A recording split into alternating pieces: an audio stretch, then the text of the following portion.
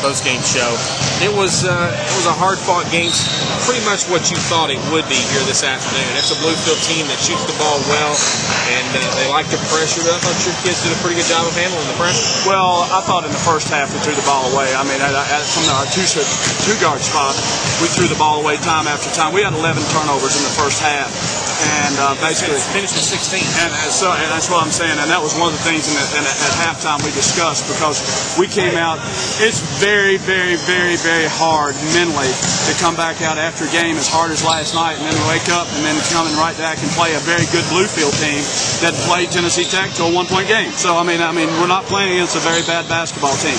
And so I was pleased with the win. I wasn't pleased with some of our execution, but there was about a stretch in the probably in the second half for about 5 minutes that I thought we reversed the ball, shared the ball, got the ball inside, did all the things that we do that basically went back to old Lindsey basketball, and basically just old hard-nosed basketball. And that extended our lead, because the things we were doing early against their zone and things, we just weren't having success. And we went back to all old things that, thank goodness, we have still that in our repertoire we can go back to. And we came out with a win. We came out with a win, because it was not a pretty win at all. But again, to hold a team that shoots as good as they do, again, to 38%, that shows that we were playing great defense. And a lot of those shots they made were right at the very end of the game when they were driving to the goal, and we weren't doing a good job of stopping them. Campbell played a well of a game here this afternoon. Freshman from Adair County ends up with 15 points. But more than that, he just seemed more composed out there today. Hit 3 of 4 behind the 3, 4 of 4 from the free throw line. Finished with 5 rebounds, a couple assists, a couple of steals. It was just a good game. That's why we wanted Caitlin there. Last night he was just so nervous. I talked to his mother, and he said he had been nervous so long, waiting for that opportunity last night, and he was scared to shoot the basketball, and he was throwing the balls here and there and everywhere. So but that was his first start, and then he comes out tonight though, and he does what Caelan Kimberlin does, and he just makes things happen. He's a great shooter. He's a great penetrator. He's a great free throw shooter, and then on top of that, people don't realize how great a defender he is. He will guard you up and down. And when you put Josh and him out there together, you've got two of the quickest guards there are around, and both of them. And Josh is now making baskets and doing the things that he's supposed to do, and getting the ball to the open person. He took one bad shot last night. He took one bad shot tonight. As soon as he took those bad shots, he was over on the bench. But the one thing that disappoints me was the turnovers early, and then again, us not being able to make some stops.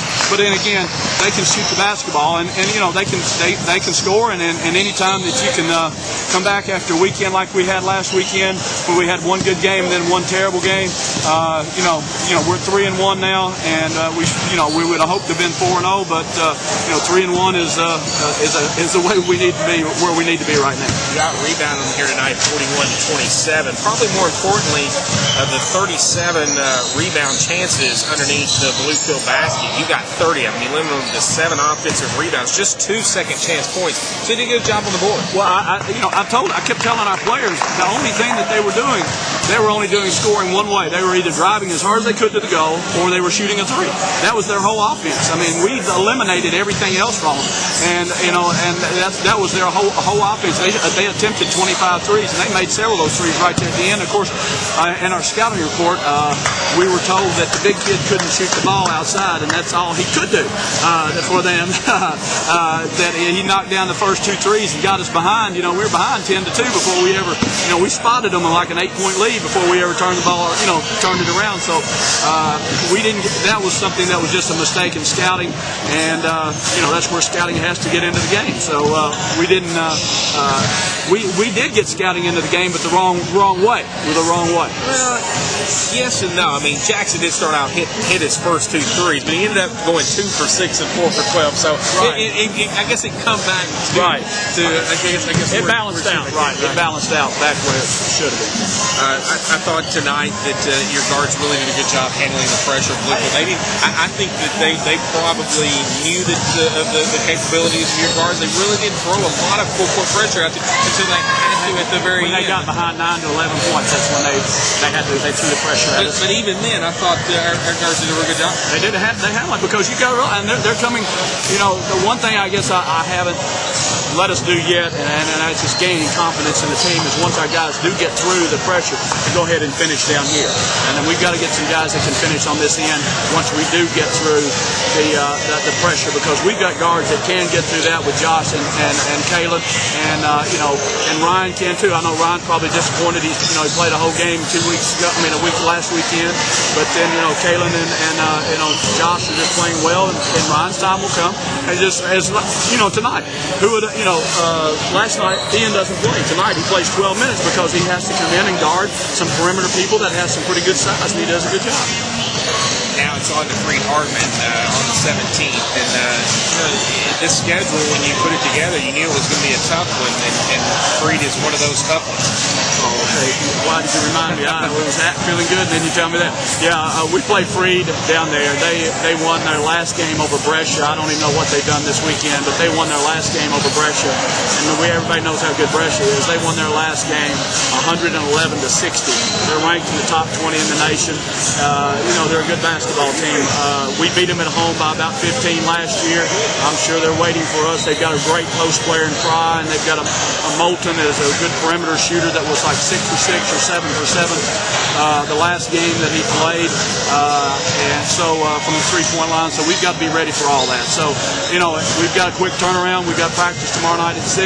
We got practice at 3 o'clock on Monday, and then as soon as practice is over and after we eat, we head to Jackson, Tennessee for the game then on Tuesday night. No, we're going to Jackson. Oh, you're going to Jackson? Oh, okay. We're spending the night in Jackson. All right. There is nowhere to stay in Henderson. All right. We will play in Henderson, but we will stay in Jackson. Good point. All right. Good way, Coach. All right, thanks. Hi, this is Chris Wells with LWC All Access, sitting alongside freshman Love, coming off those curls, and tonight you really performed. You scored 15 points, which is obviously a career high after, as I was busting you up prior to 1 for 9 for points last night. You looked a lot more comfortable tonight. Yeah, I had to get that first game since it was my first game out of it was my first game after about a year and a half. So now I had to hit the weights and get ready for everything else. So it's just been real good so far. And it appeared to be tonight where you let the game. I mean, this is such a cliche, but you really let the game come to you. You didn't really force anything. It just looked very, very natural, like you've been doing it all your life.